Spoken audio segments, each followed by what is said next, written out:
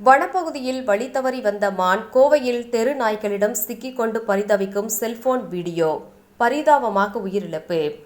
கோவை மாவட்டம் சூலூர் கருமத்தப்பட்டி அருகே உள்ள எலச்சிபாளையம் பகுதியில் உள்ள கலரான் தோட்டத்திற்குள் வனப்பகுதியிலிருந்து வழி தவறி வந்த மான் புகுந்தது.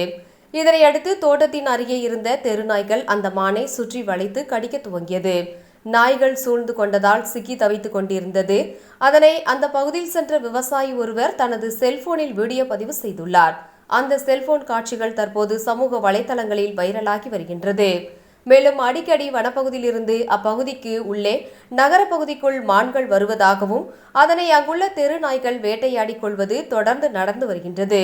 இதுகுறித்து வனத்துறை மற்றும் நாய்களை கட்டுப்படுத்த அதிகாரிகளிடம் பல முறை தகவல் கூறியும் புகார் தெரிவித்தும் அவற்றை தடுக்க நடவடிக்கை எடுக்கவில்லை என்றும், மேலும் அந்த பகுதியில் உள்ள நாய்கள் ரத்தம் பார்த்து பழகியதால் குழந்தைகளை கடிக்க வாய்ப்புள்ளதாகவும், எனவே இதனை தடுக்க அதிகாரிகள் நடவடிக்கை எடுக்க வேண்டும் என்றும், வனப்பகுதியிலிருந்து வெளியேறும் வன விலங்குகளை வனத்துறையினர் கட்டுப்படுத்த நடவடிக்கை எடுக்க வேண்டும் என்றும் அந்த பகுதி விவசாயிகள் வலியுறுத்தியுள்ளனர்.